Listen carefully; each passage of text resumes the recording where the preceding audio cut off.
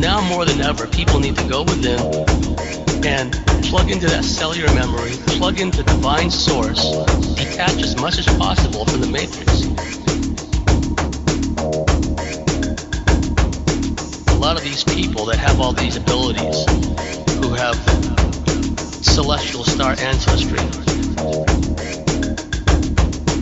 they're operating not only throughout this cosmos, but in higher planes, and they're working against the Draco Empire. The photonic energy and the cosmic rays will activate our higher centers.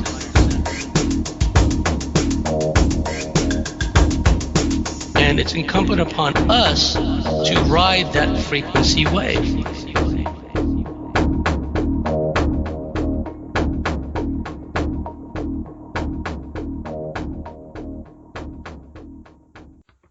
Hello again, everybody. This is James Bartley, and you are listening to the Cosmic Switchboard Show.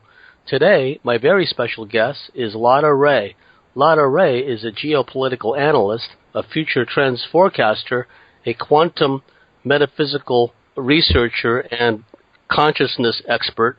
We are bringing her back rather quickly because of the current geopolitical situation. There is no one better to have on the Cosmic Switchboard Show to talk about the dynamics between Russia and the West than Lada Ray. So without any further ado, Lada Ray, how are you? Pretty good. How are you, James? I'm doing fine, Lada. Thank you for coming on such short notice. At the outset, is there anything that you wanted to bring to the attention of your listeners and the listeners of the Cosmic Switchboard? Yes, thank you. As we discussed, I actually have two new Earthshift reports that just came out or are coming out, depending on when the show is actually aired. The first one is called Earthshift Report 15, and it's about the Putin's ultimatum to the U.S. We will discuss a lot of interesting and groundbreaking events. Putin's ultimatum refers to the plutonium ultimatum. And that's a story in itself. If we have time, we can go into that a little bit later. Plus, we will be discussing about the new breakthrough situation with Turkey. Russia and Turkey did sign the agreement on Turkish Stream. So a lot of stuff is developing.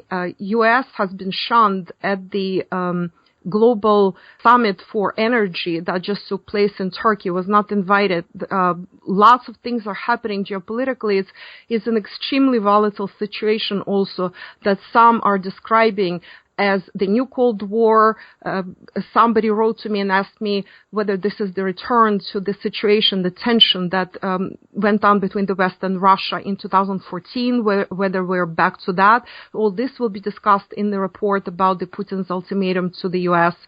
And much more than that. Some are predicting World War III, and I'm also going to talk about all this and my own predictions and how they, in fact, are materializing.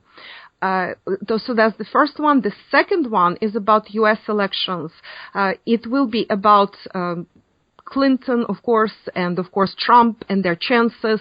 It will be about the clash of the U.S. elites as it is developing now, and also what to expect after the elections. All these two reports, one is written, another is spoken in the radio show format. It's an interview format with one of my favorite interviewers, Paul. A lot of my readers actually know him from the time on radio, and he agreed to interview me for that. And so this will be a very special event. That's the U.S. election show. Please go to my site, ladaray.com, or if you know it as ladaray.info, that's the same thing. Go to Earthshift Reports and click on those. There is a nominal donation that is required. Part of one of the reports will be actually free on YouTube. And just go ahead and listen or read those reports. They're very important. These two are very crucial for the understanding of what is happening in the world and what to expect going forward. And we, as usual, go beyond 3D. We go beyond the mundane and the physical, and we discuss it from the perspective that is not just geopolitical, but also higher consciousness perspective. And as usual, I bring in my own intel that you really cannot find anywhere. You might find bits and pieces, but you will not find the full picture. That I have a lot of sources. I reconcile all those sources, and then I actually create a full picture out of these disparate little bits and pieces that one might find out from here or there.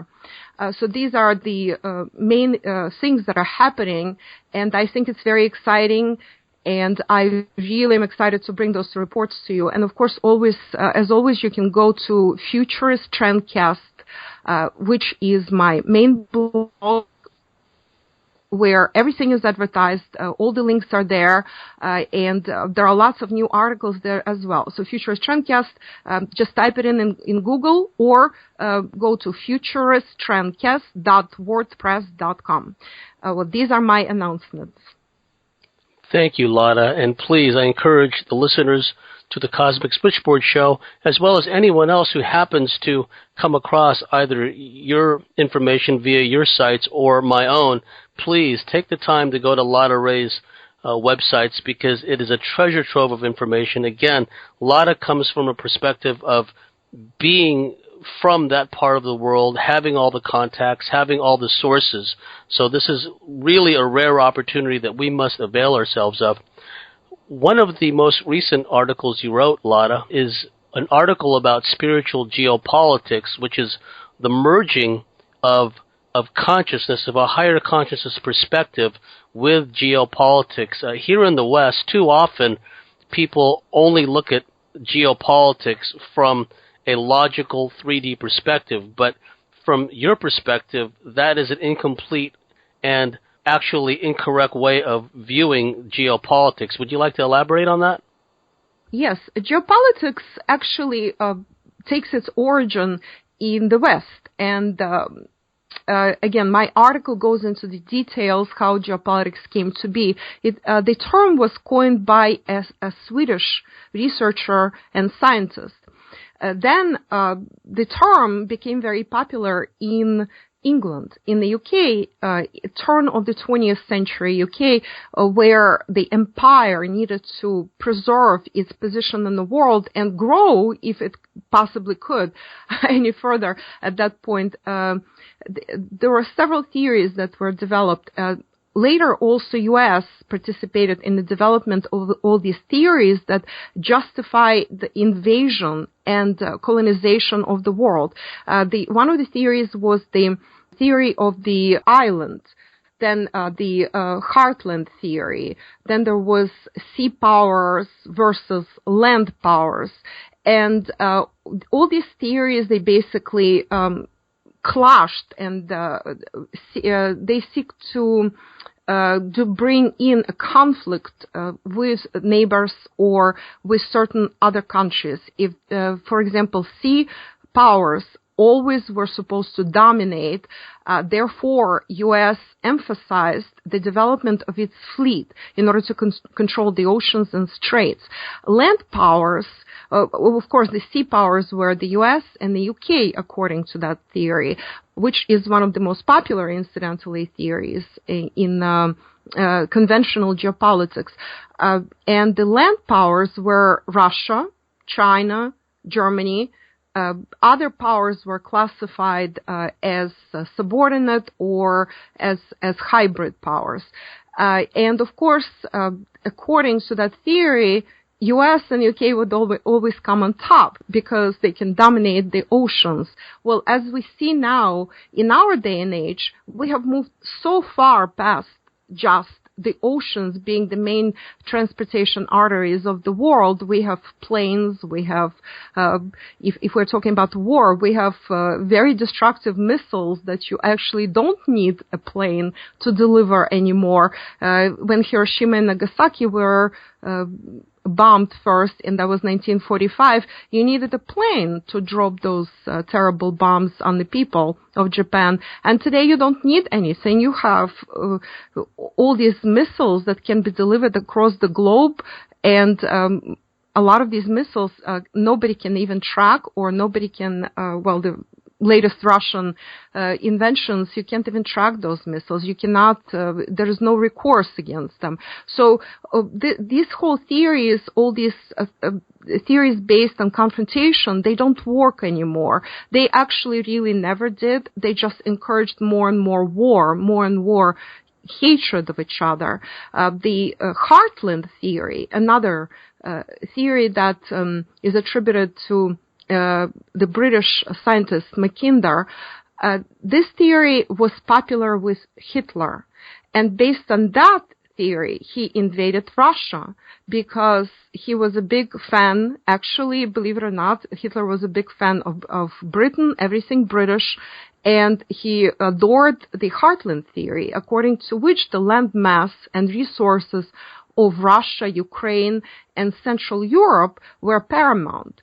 According to that, you had to dominate the heartland, which was Russia, Ukraine, and Central Europe, in order to actually dominate the world. So he went ahead and invaded all those territories. Well, we know how that ended for him. And there were lots of other possibilities. Vietnam, for example, was invaded based on the domino theory, which was another branch out of the same one of the geopolitical theories based on confrontation. So I have been trying for several years to write and to explain things, how things work in the world from a different perspective, from a higher knowledge, from a higher consciousness perspective. And I never actually wrote about this, and recently I finally decided to put all this in writing. The response was very good. People really liked it, and they wanted to hear more.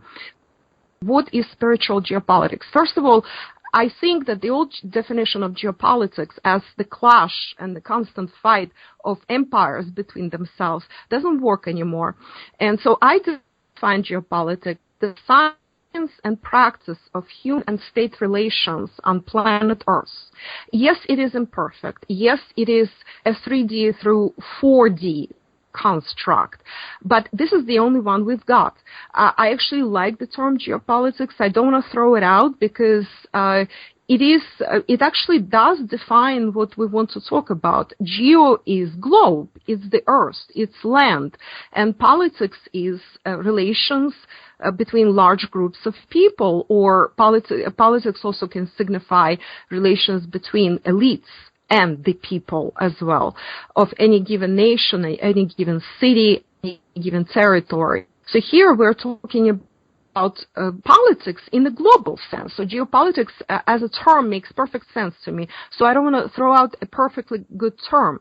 Instead, I wanted to clean it up and rebalance it and make it look good and work for the new millennium, for the new reality that we are transitioning into.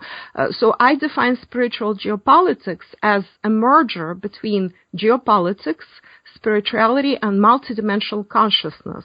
And this merger is actually a very important merger in order to transform the existing human 3D consciousness of confrontation into the fifth dimensional consciousness of cooperation and unity during this Earth shift.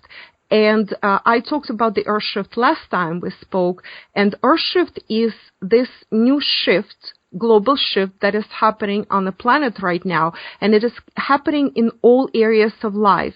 It is not just physical, it is also consciousness shift, it is the shift as far as the power structures go, and it is also a shift from the previous dominance of the West, but not back to the East. It is going to be more evenly distributed around the world. Some call it multipolar world. Well, I'm actually not the biggest fan of this term, but that's the only one everybody knows. But the great balancer, Russia, is presently very busy rebalancing the world away from the West, taking that excess power that was ceded to the West erroneously because Russia was too busy fixing the problems of the collapse of the Soviet Union, that extra power that the West was never supposed to have, which represents itself and manifests itself in this world as aggression, as dominance of other cultures. So all this is being slowly rebalanced away from it and given to other places on the planet. So Russia is kind of redistributing it more evenly so that eventually all this becomes a more equitable world. This is what we really, really need to understand, that we all have been living in a very imbalanced world. And a lot of people feel that on many levels. Some feel it with anger, others feel it with denial, others vote with their feet and leave or start protesting. But we actually have to understand that we ourselves, the people of the planet, we ceded that control. We gave it away. We can take it back. Well, this is in a nutshell what spiritual geopolitics is. It also is supposed to empower the people. We all are supposed to understand that we are simultaneously sovereign individuals. In other words, we have to stand in our power, in our personal power. We have to be empowered personally first in order then to influence the world. If we are in our power, then the outer world reflects our power. And then that power is reflected back to us. It's a mutual reception. And we are at the very same time as we are sovereign individuals in our own power, we are also individuals of the collective. We are individuals and we're parts of the same collective that exists on the planet. So we influence everything through our, all of our actions influence what is happening on the planet. If we are not acting, if we're choosing not to act, that also influences a lot of things. And there are plenty of examples. Like, for example, when there are elections, should you vote or should you not vote? It's everybody's decision, but depending, see, we do have a certain amount of power. You know, if you want to be cynical and say, oh, well, nothing depends from whether I go and vote or not, nothing depends on me, then the result will be as you envisioned it. Nothing really does depend on you, if that's how you're seeing it. A great example is Ukraine. So many people in 2014 just stood by and watched how Ukro-Nazis, Ukrainian fascists, took over the country, and they thought it would blow over or Uncle Putin will come and protect them, and he has some kind of secret plan to liberate them all, and a lot of Ukrainians are actually very angry at Russia for not coming and rescuing them from the bad pro-Western government, from the bad people who came to power, but they never wanted to do it themselves. Only several regions in Ukraine actually tried to stand up. Some had more resolution to do that, others less, and we have the result that we have right now. And it's the same everywhere. It's the same in Syria, it's the same in the US, it's the same in every single country. So this is in a nutshell what spiritual geopolitics means. It ties in with something, a concept you developed called quantum calibrations. Could you elaborate on that? Quantum calibrations, or just simply calibrations, as I call them, of human consciousness, they are a part of my whole Earthshift theory. And spiritual geopolitics falls into the Earthshift theory. Calibrations themselves were first proposed and developed by scientists whose name I very conveniently forget right now. And I actually am using his scale of calibrations, and I developed it further. I added new calibrations. I reinvented certain explanations and how all those calibrations work. And I use calibrations a lot broader. Basically, what are the calibrations? Yes, incidentally, people can find out about that if they go on my site, ladaray.info, ladaray.com, same thing. And if they go to the Earthshift system, under the Earthshift system, there is a drop-down menu, and quantum calibrations are right there. So you can look at all the definitions there, and the scale of calibrations, complete scale is there. Plus, I have videos, very informative, very good videos that present each calibration and what that means. So on the scale of calibrations, we have we start from 0, which is death, and we go up the scale all the way to 1,000. We have a large number of values, and they start from 0, which is death.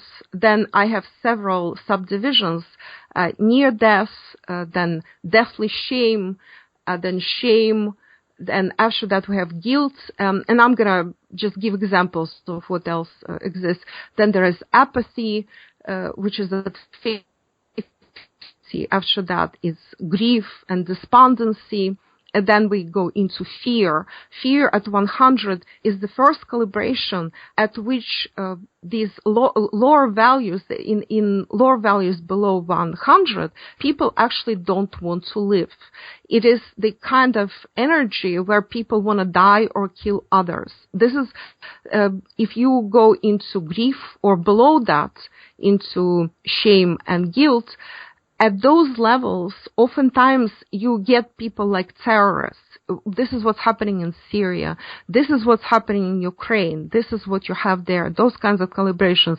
It's grief and below. Once you get to fear, it is not a nice calibration by any stretch of imagination, but that's already the first calibration at 100 when people actually want to live.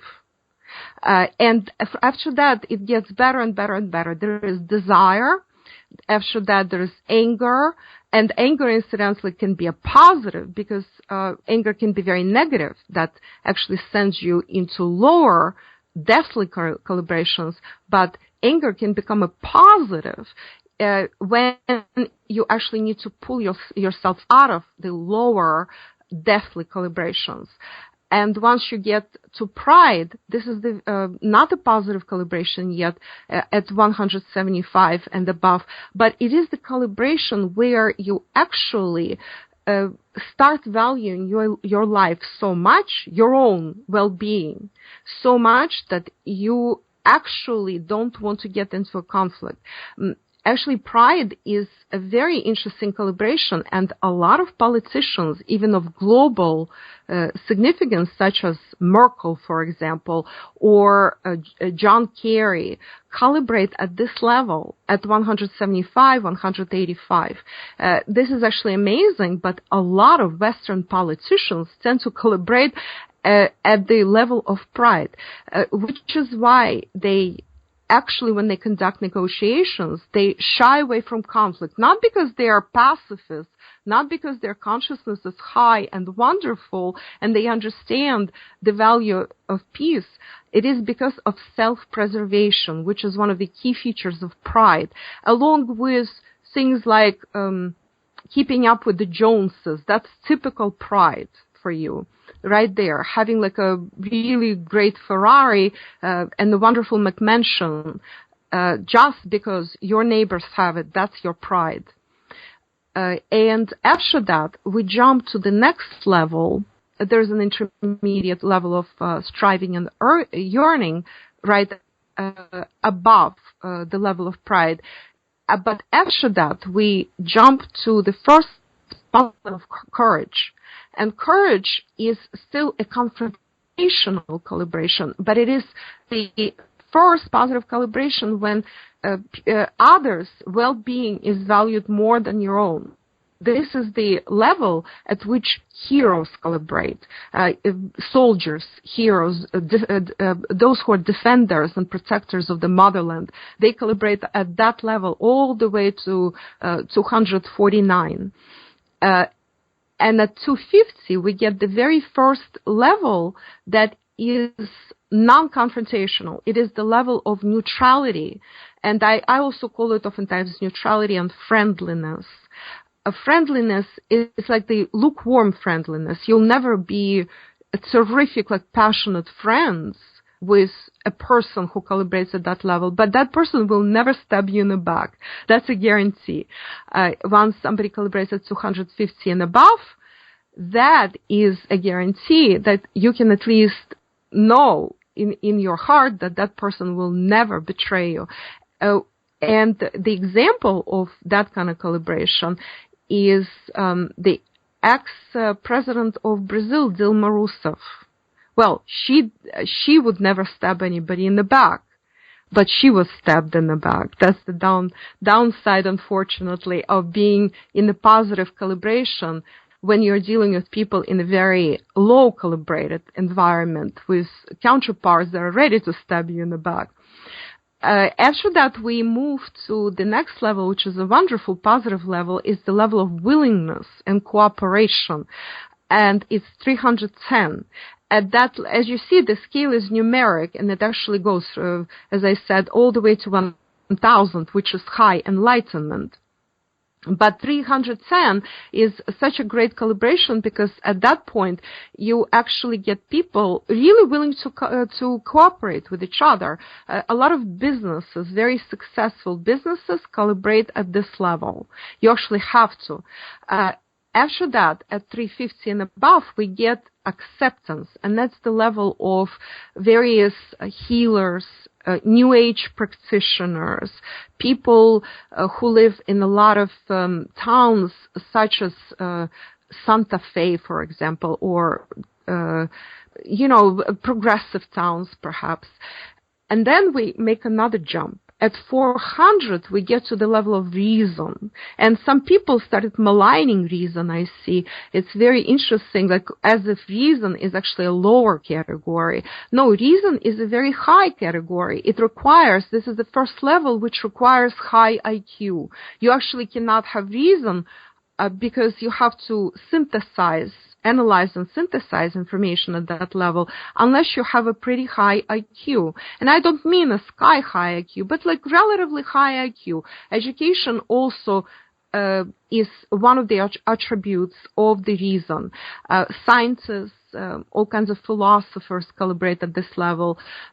Researchers, professors, judges, incidentally, true justice as it should be. I don't mean something like American justice, which calibrates at the level of pride. I mean true justice calibrates at the level of 400, 410. Voltaire, that's a typical example of a person calibrating at the level of reason. Voltaire and everything he said, all his aphorisms, all his phrases, those catchphrases that we know from Voltaire, they are typical reason. All this, incidentally, is presented in my videos on calibrations. Please go ahead and just watch them. There is a lot of interesting additional information there. So after that, I added some additional levels, and we jumped to the new level at 480. I added the level of humanity and compassion. And in the original scale, that one did not exist. And at that level, what happens with reason at 400 is that a person can be very sharp, can synthesize information, can be very, very good at everything, but it doesn't mean that that person will have compassion and humanity and understanding of that the world has to be treated gently. Like, for example, all kinds of chemists, biologists, they might torture animals in their labs. They might generate weapons, all kinds of physicists that then will kill people at the level of 480, which is extremely functional level, very good at synthesizing information, but compassion is added. And so at that point, a person cannot harm anybody or anything on the planet. It's a terrific level. It's very rare, very, very few people or countries or organizations reach that kind of level. And then we make a new jump, and that's a revolutionary jump and extremely rare on our planet. That's the level of love, which is 500. And this is a wonderful, beautiful vibration at which people love actively. They actually act on their love. And it can be, it could be even a surgeon. You can even hurt from love. Like Mother Teresa is a very, very good example of the level of love. Then we make another leap forward to the level of joy at 540, and that's from the original scale. But I add a new level of high creation at 580, and that is the level of geniuses from the art, composers, the biggest authors, writers. Like, for example, most of his life, Leo Tolstoy calibrated at 580 and above. Composers, the biggest names like Mozart, Prokofiev, Beethoven, the biggest artists, Michelangelo, for example, and their creations calibrate at 580 up to 600. That's one of the most beautiful vibrations on the planet. High creation. This is where the biggest breakthroughs in all areas of human existence that benefit everybody, not harmful ones, not weapons, for example, but really benefiting others. Some of the biggest athletes calibrate at that level, and a very rare instance, probably the only one on the planet, is Russian Foreign Minister Lavrov calibrates at that level too. He's a poet, incidentally. That helps a lot.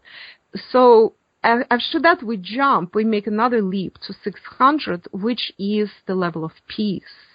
The level of peace is beyond what most people can practice and live actively with, because that's the level of monks, that's the level of meditation, that's the level of beautiful nature somewhere very far away from civilization, where it's untouched and very gorgeous and very, very well balanced. It is very, very rare. Thich Nhat Hanh, that's the name that comes to mind, calibrates at 600. That's he is from Vietnam. He's Tibetan Buddhist monk and poet. Then we make another leap to 700, which is what I call, it's my own definition, functional enlightenment. So at 700, it's functional enlightenment. Then we get to 800, 900, and 900 levels, and all the way to 1000, which will be high enlightenment. Functional enlightenment is when a person is quite enlightened, actually, and hardly can function in this world, but still can function, in fact. It is very, very difficult to live in the 700 and up calibration, and some hang on just to impart their wisdom on the planet so that people could actually learn something that they would not otherwise. And there is an example, Eckhart Tolle is functional enlightenment. He calibrates exactly at 700. It is very, very difficult to function in that state. It is actually very difficult to function in 3D, even at the level of 580. Know from personal experience, a lot of things are difficult to do in 3D once you get to certain levels, because you are way too high. You are in those dimensions. You function better in other dimensions, actually. But some people, they actually hang on in order to help others. Once you get past 750 and into 800 and 900, then it is the level of Buddha and Jesus, and basically it is the level of ascension. You really don't hang on. Like, for example, Leo Tolstoy, he calibrated at 910 at the time of his death. In other words, he had to live and function at the level of 580 or 540 most of his life, because it's necessary to be on that level in order to be functional. But when you are about to die, you can afford, you don't need to do much physical, and so you can afford to go into those higher calibrations. And so some people who really are quite enlightened throughout their lives, they can let go of physical manifestations and physical attachments, and then kind of go into the mountains or into the woods and meditate there and actually die in peace. And that's basically how they allow their calibration to reach that level, which is like the Buddhahood level. Some go to monasteries for that. It's very rough what I'm saying. Is that there's a lot more to the story, but in the nutshell, this is how it works. And these calibrations, they are terrific. Terrific for determining a lot of things. What I do with them, I don't just calibrate people. I calibrate countries. I can calibrate any object or subject. I can calibrate an event. I also can divide my question into various areas. Like, for example, one of them is earthly the amount of energy that is available to a person, a country, an object, organization in this earthly existence. And then there is a cosmic side, which I call calibration, the cosmic life force. And that is, in fact, something that is embedded in this incarnation through the cosmos, through the cosmic consciousness. When I calibrate these two values, I actually have a pretty good idea of what anything is. In that article that we are discussing, as a matter of fact, it's a different article. If you go on my site, you can see both geopolitics, spiritual geopolitics, and the calibrations there as well. And there are examples of different calibrations. It becomes easier to understand once you get examples. And so when I talk about these things, I usually encourage people to learn how to calibrate, which is done through kinesiological tests. I oftentimes don't even have to do a test. I can just tell the value. I feel it, just the way a person or a country or an event presents itself, the energy it sends out, I feel that energy. And so when you try to determine this energy, kinesiologically calibrate, or just determine it if you can feel the energy well enough, then you have a better understanding through my descriptions, which are on the site, of what this is about. Like, for example, I'll just give one example so you understand. We talk about various countries and we talk about large entities, and so we're going to calibrate the U.S. right now. Okay, so United States right now calibrates at 200 presently at this specific moment. And calibration, as I said, is the cosmic life force, cosmic consciousness that is embedded presently in this realm in the USA. And the chi, which is the earthly life force, calibrates at 180, right. So what we have here is the country actually has the present cosmic life force of 200, which is actually much, much higher than it used to be even a year ago. And I believe this level of courage, that is because a lot of the population is awakening before the elections. U.S. elections are sending this calibration, propelling it higher, making people pay more attention and choose their side. And if you remember, that's the first positive calibration of 200 is the courage to choose, courage to fight for your truth. That's what's happening right now. But the chi is at 180. That's which is self-preservation and also keeping up with the Joneses. This is where all these debates that they do, they calibrate at 180 and 150, which is anger, and below as well. Sometimes it's even fear. It's actually not pretty. So that's where USA is right now. And I'm just going to calibrate Russia just for the sake of an example. And presently, at this specific time, cosmic calibration of Russia is 280, which is the level of neutrality and friendliness. And the chi level, Earth's chi level, is 280 as well right now, 280. Well, it depends on the time of day, it depends on certain factors, but I'm calibrating at this particular specific moment. So we have 280, which is friendliness on both sides. Big difference, humongous leap compared to the U.S. as you see. So just, I hope that it's understood what from my brief description. And of course, we can always talk about it, and people can go and look it up on my site as well. It makes perfect sense. The way the corporate West operates, inwardly they operate from the perspective of anger and territorial acquisitiveness. They outwardly project to the subject peoples in their domains the aspect of fear of terrorism, fear of Russia, fear of China. So it's interesting how the scales tip one way or the other.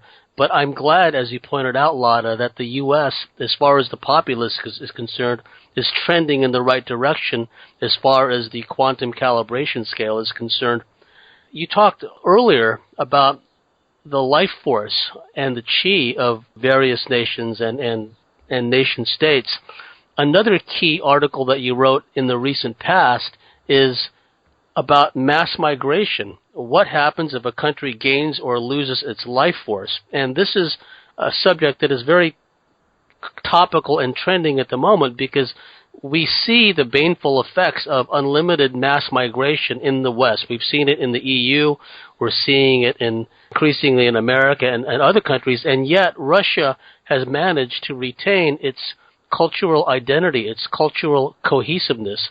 Would you like to talk about and elaborate on the reason why you wrote this article about mass migration, what happens if a country gains or loses its life force?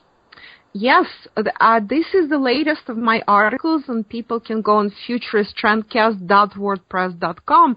It's right there. It's right on top presently. Well, in several days there will be something else there, but for now, what I define, again, as I said, I define the life force, the ethereal energy, in other words, through the presence of which we exist in this world, as twofold. I mentioned that before in Calibrations, but I'll reiterate. It's cosmic life force and earthly chi. And chi, of course, is Chinese for life force. So I oftentimes collectively call it life force, unless I'm calibrating, where I'm actually interested in knowing what is happening cosmically and earthly. So I divide the two because values are usually different. But when we're talking about the life force in general as a cumulative thing, then we can talk about three values: the surge of the life force or the rise of the life force, whichever way you prefer, and then also the stable or stagnant life force, and the loss of the life force. And in this article, I described all three examples, both historically speaking and presently, what is happening today. And just to give a very good historic example, is the U.S. Was a great example of a gradual and consistent rise of the life force for quite a while, and it began very, very quietly in the 17th century, you could probably say, or at least 18th century, and then it just gradually grew for 2 centuries and into the 20th century, where it actually exploded, especially after World War II. But in this millennium, the opposite is happening. Little by little, the U.S., as U.S. empire is waning, is losing its life force. At this point, U.S. is actually in the stagnant life force category. It's stable to stagnant, but primarily stagnant. EU is another example of the stagnant life force at this point. I give in this article the present-day examples of the surge of the life force, and these are, there are other countries like that, and of course the situation also changes, but the most sustained surge of the life force is China, which started in 1980s and still going strong. And the reason, of course, is very, very legitimate. The population is very large in China, and it has been held down for centuries. It was not allowed to actually prosper and develop and become more prosperous And so a lot of people, there are millions and millions of Chinese, actually over 1 billion probably. Overall, I think the population is 1.8 billion. I think the numbers are actually understated, that Chinese report to the world of how many people they actually have. They might have closer to 2 billion than what they're reporting. But all these people want to achieve something. They want to live better. They want to have upward mobility. They want to have that pride, like, oh, same as Joneses or same as Wangs, right? I want to have the same as this guy has. I want to have the same house. I want to have the same job. I want to have a car or motorcycle or whatever the current desire might be. And all this is pushing the development of the country upward. And China is able to do it right now. So since 1980s, this has been a very steady and very prominent life force gain. In 1980s, we also saw very good examples of the surge of the life force in Asian tigers and in Japan as well.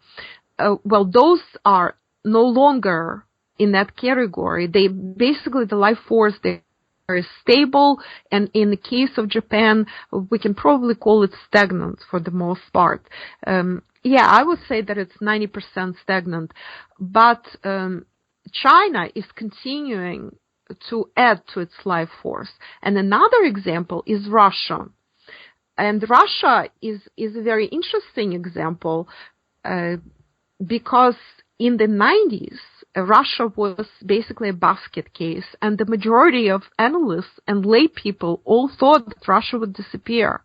I spoke to a lot of Russians in the 90s who were quite gloomy or who resigned to the fact that their country is going to be some kind of natural resource colony to the West, that Russia was not capable of anything else.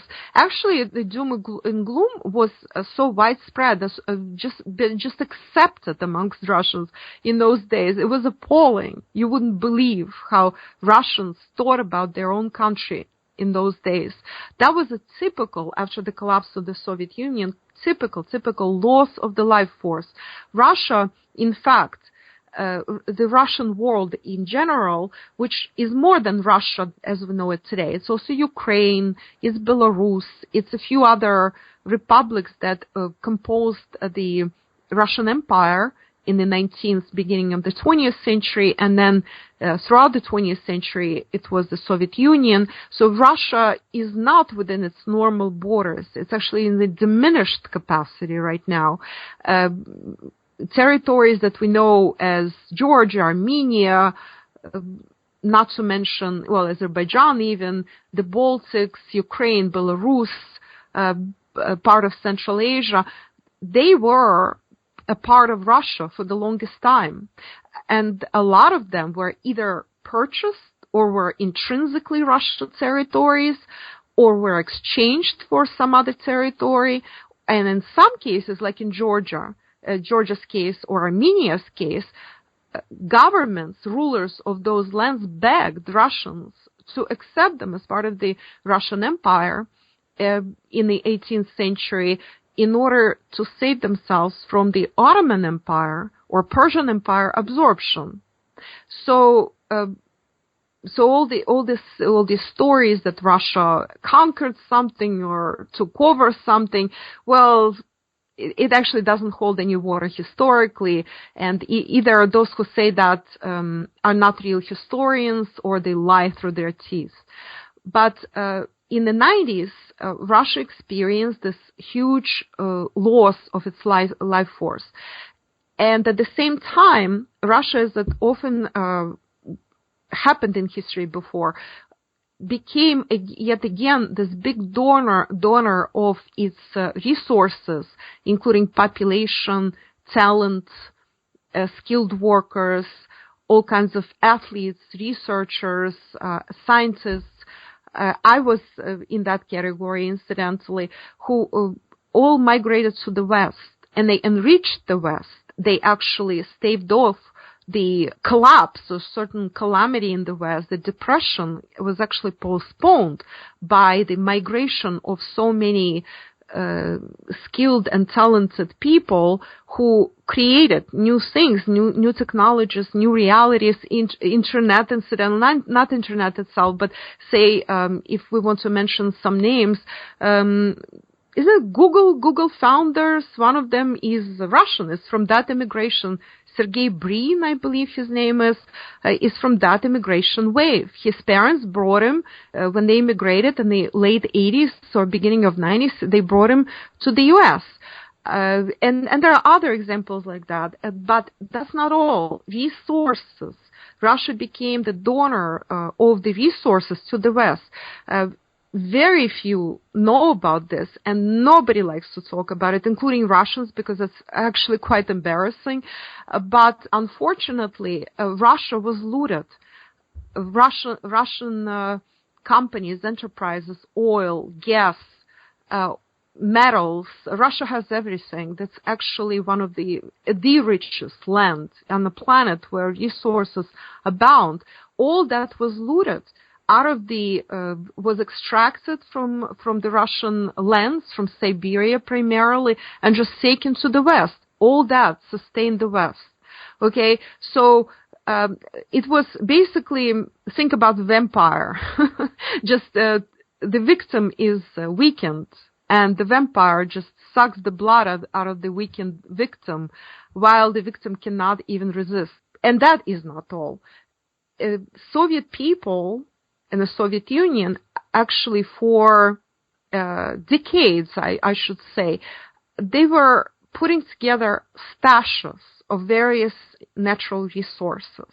So Russia had stashed away everything from huge amounts of rare metals to all kinds of ores, to gold and silver, to various and oil, of course, and gas and other natural resources. So all that was sold for nothing, for pennies on the dollar, to the West throughout the 90s. There is an opinion that all that sustained the West and actually postponed what we're seeing now, the slow collapse of the Western model of civilization. If that didn't happen, if what many Russians feel traitors did not come to power. I do not consider them traitors. One day we will talk about what really happened, how the Soviet Union collapsed, what happened in the 90s, who those people were, why the collapse of the Soviet Union was in fact necessary. But a lot of Russians consider Yeltsin and Gorbachev traitors. If traitors didn't sell out the country to the West, none of this would have happened, a lot of Russians feel.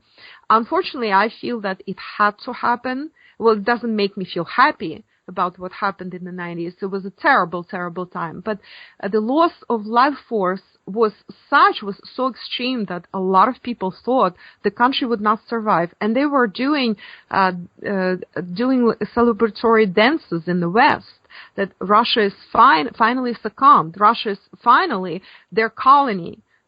And there is no more great balancer. They didn't know they were, in fact, afraid of the great balancer. Well, this is my personal term. But, in fact, they thought that that's it. You know, they have the world.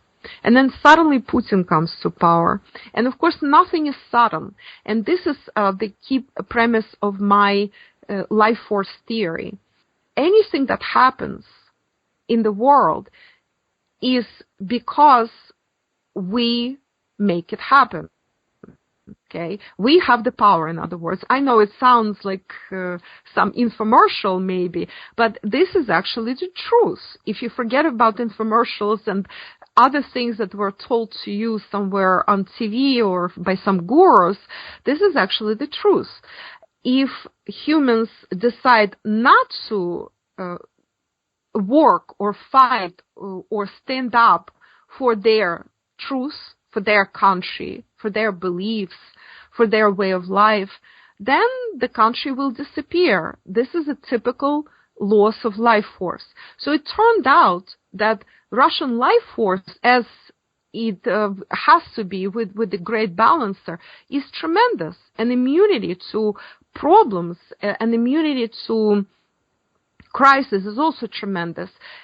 We know from history that Russia, despite being invaded so many times, despite experiencing humongous problems throughout history, like collapse of the Soviet Union, like World War I and II, revolution, Napoleon invasion, etc., etc., Russia managed to fight off invaders, liberate plenty of other countries, if necessary, and rebuild and reinvent herself so quickly that it's mind-boggling. Everybody is predicting one day that Russia is finished. Oh, look, in a couple of years, like it's a completely different country. The reason for that, this is a tremendous cosmic life force that is present there. The immunity is great. So when the body is infected with something, when there is life force in the body, it will fight off this infection and illness and will recuperate. So the tremendous life force is present, and Russia can turn around very, very quickly. It's highly unusual. This is the only country on the planet that can do it that quickly, because it is the truly yin-yang, fully balanced entity. It can fall on its yin side to repair the yang side, which is what happened in the 90s, or what happened in 1941 after Hitler just invaded Russia. It falls on Siberia, on its yin side, repairs the yang side, the western side, the European side of Russia. And then it's like a springboard. It just like takes that yin, transfers this to the yang, and goes on the attack, goes on the offensive at that point. It's a pretty interesting mechanism, and I will be writing about it in my future books, where I will explain everything from start to finish, how this whole thing works. So Russia, with all this tremendous life force, the moment Russia withdrew her life force that it was allowing the West to bleed itself from, that blood that was oozing out of Russia in the 90s is crazy. So the moment it said no more, Putin comes to power and slowly starts like taking back the power of the country. And of course, he's not the only one. There is a whole team of people and support of the population, which is supremely important, which means the life force is there. Life force is alive. People understand what Putin is doing, and the longer they're doing it, the more they take back of their power.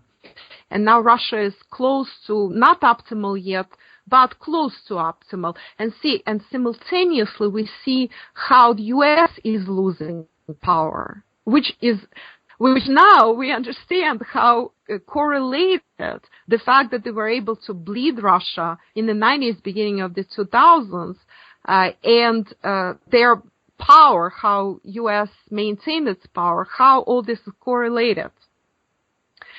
So these two things will be closely related. U.S. Slowly but surely loses that extra power that it was never supposed to have, while Russia is gaining power at the very same time. We talked about immigration. I do want to touch on that, but people can go ahead and read the full article in which I talk about immigration. This is a big, big problem in the world. And there I also explain how if a country has lost life force, one of the manifestations will be that the population will be leaving. They will be voting with their feet, and that's how mass migrations happen. So we have countries that are attractive to live in, and why is that? That's because the life force is there. The life force is present. But say for example, people from the Middle East, they leave to Europe. Does that actually mean? Let's ask ourselves, does that actually mean that EU actually has a growing, a surging life force? No, it does not. This is actually a stable to stagnant life force. That's what Europe has right now. But everything is understood in comparison. Compared to where those people live in the Middle East, where there is war, where there is ISIL, where a lot of people are displaced from their homes, where they don't have social nets which could sustain them if they lose jobs, if they lose homes. So if you compare that to the EU, where, of course, they have tremendous welfare, where they have much higher salaries, where everything is peaceful, of course, it's much better there, but it doesn't mean that the life force there is growing. Compared to how EU was just 10 years ago, this is actually a slightly diminished life force already. So it's basically stagnating to slowly going down. Same is true for the US, same is true for Canada. Australia is in the same category as well. Well, Japan, we can also add to that.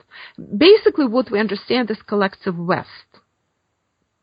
And then we also have the phenomenon of Russia. So we know that EU is complaining a lot about migration from the Middle East. Russia, at the very same time, accepted something like 1 million, numbers slightly vary, let's say 1 million refugees from Ukraine after the events in Ukraine in 2014 started. They also accepted non-refugees from Ukraine who are either guest workers or who immigrated in order to receive Russian citizenship from Ukraine as well. And the numbers of those who either work or moved permanently or have received already Russian citizenship who are from Ukraine are anywhere between 5 and 7, some say even more million people. So we actually have huge numbers, huge inflow into Russia from Ukraine. And Russia is not complaining. Russia is managing pretty well. Russia also developed a very, very good system of tracking immigrants, and actually it's non-invasive. It does not create anxiety. People pay a nominal fee, they pass some light exams, and they receive work permits. So over 11, I believe up to 12 million at this point, up to 12 million immigrants actually live in Russia. Some of them are guest workers, other permanent immigration from various primarily post-Soviet space countries. And from China as well, there are several million Chinese living in Russia as well, who are either guest workers or who are trying to get permanent residency there.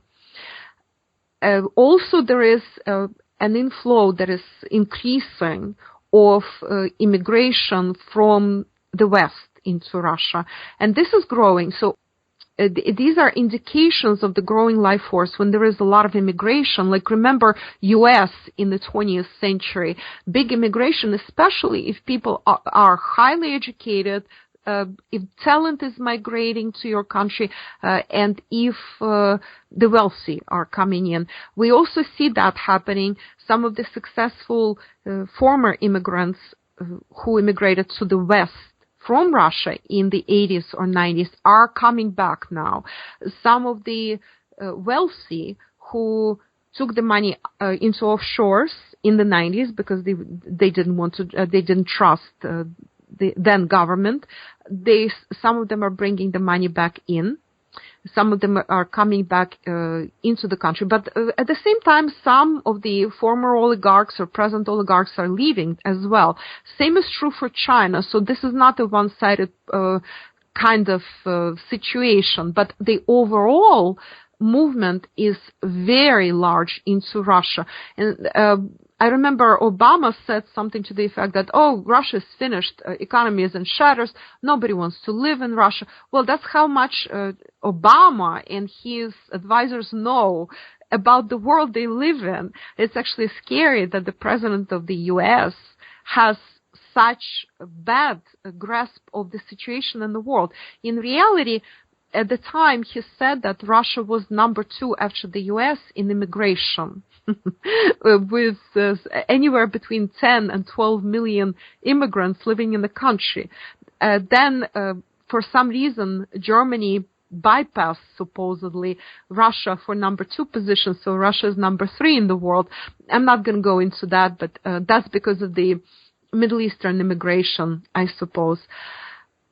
So what we have here is the surge of the life force manifests as immigration into the country, and we're talking mass immigration, but also as the rise in infrastructure projects, huge spike in creativity, business activity, and overall the country feels richer. It feels active. It feels like a lot of things are happening in the country. A lot of things, there is a lot of enthusiasm for various things that are going on. There is growth. You can see opportunity. It's palpable in the air. And the actual energy that you perceive in the street is positive, is confident. What is interesting is that a lot of Ukrainians are arriving into Russia from Ukraine, and they all say the same exact thing. They cannot believe, they say, how structured everything is in Russia, how you actually need to absorb the laws. They cannot believe how clean everything is. They cannot believe that how much transportation, public transportation there is there, how comfortable it is, that you don't have to cram yourself into like one little bus, that there are so many buses, there are so many trains, if there is a metro in that specific city where they live, that people actually have this little smiles on their faces. People look confident, and they don't look scared of anything, or like they do in Ukraine apparently. When they walk on the street, there is a sense of confidence in today and in the future. So everything is understood in comparison. Of course, Russians still complain. Russians love to complain. They're complaining less nowadays, thank God, but they had that manner in the 80s and 90s when the country was collapsing to complain a lot. And Ukrainians preserved that, so they complain all the time because they never actually grew out of that. But Russians grew out of it a lot, and Russians still complain a little bit. But of course, compared to Ukrainians, they feel like the happiest people on the planet. And actually, international polls that were done recently, there were several different polls, and they were rating countries by happiness factor. And actually, Russia comes very close to the top. I don't remember all the other countries there, but Russia consistently in different polls, as far as the happiness index goes, ranks near the top. Well, if we're talking about Ukraine, it tends to rank really near the bottom. And that's despite the fact that there was a ruble crisis, that there were sanctions, that there were all these problems with Ukraine, and now the West is attacking Russia and threatening Russia on all fronts. Despite all that, people are actually quite happy. So this is, in a nutshell, how the surge in the life force occurs. And the loss in the life force is something that we see in Ukraine when the population is leaving in droves. In fact, in Ukraine, different polls have different numbers, but anywhere between 30% and 65%, according to some polls, of the population wants to leave the country. They dream about immigrating. They don't want to stay there. There is nothing there for them. See, everything is diminishing. The loss of the life force manifests tangibly in 3D, always, as diminishing in all spheres of life. It's dying business, dying trade, dying cultural and social activity. It can manifest in really bad quality of education, zombifying of the population through propaganda, lots of things that are actually look terrible, civil wars, foreign invasion. This is what's happening with countries that lose their life force. Ukraine is a prominent example. Syria is another such prominent example. Of course, we have Libya, Iraq, Afghanistan, Yemen. These are other prominent examples of a catastrophic loss of the life force, which result in terrible calamities. And then we have certain things that that the country or the population of the country as collective consciousness of the population can do when that happens.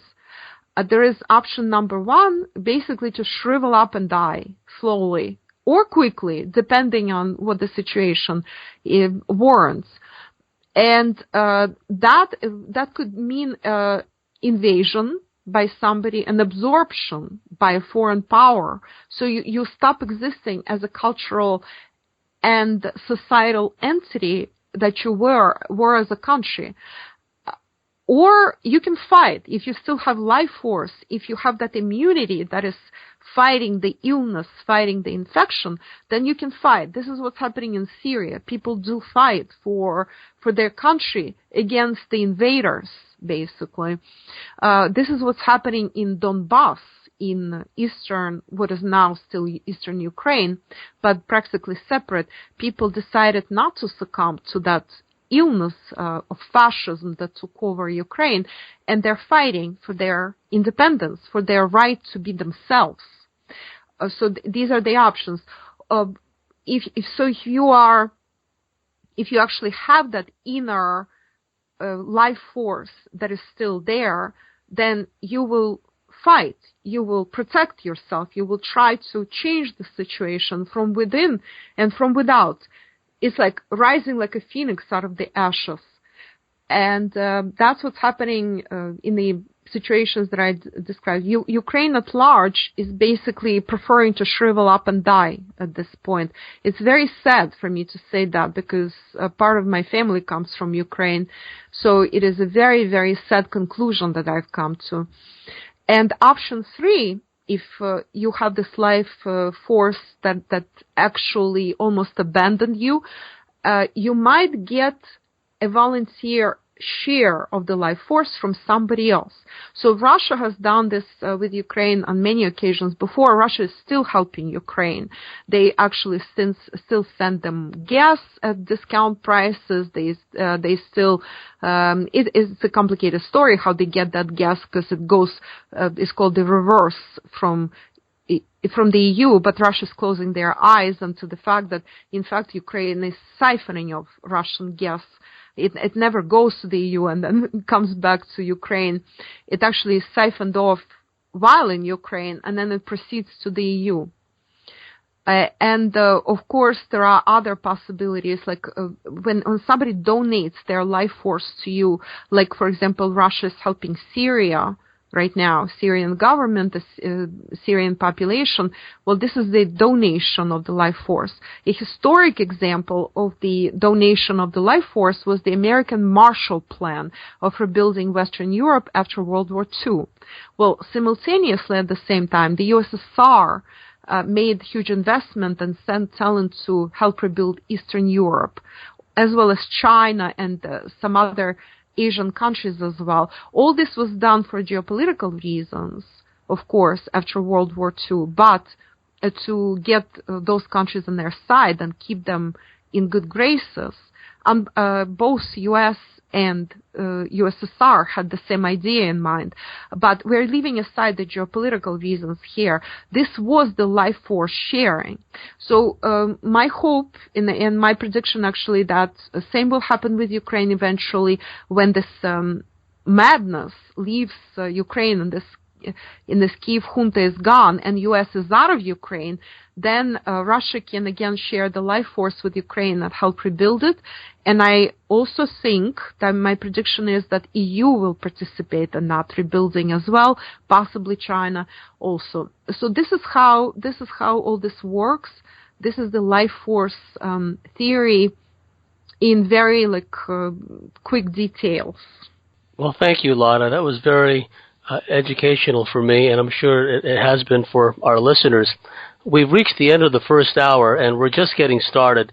In the second hour, Lada Ray will talk about what's going on in Syria, the recent developments there, the U.S. bombing the Syrian army in order to protect its proxy, ISIS, ISIL, Daesh, al-Nusra, al-Qaeda, whatever you want to call it.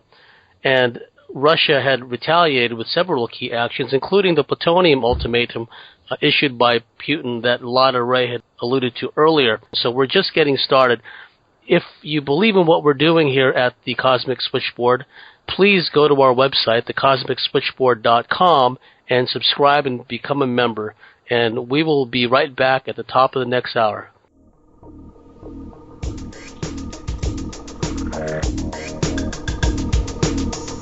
Because this is a frequency war.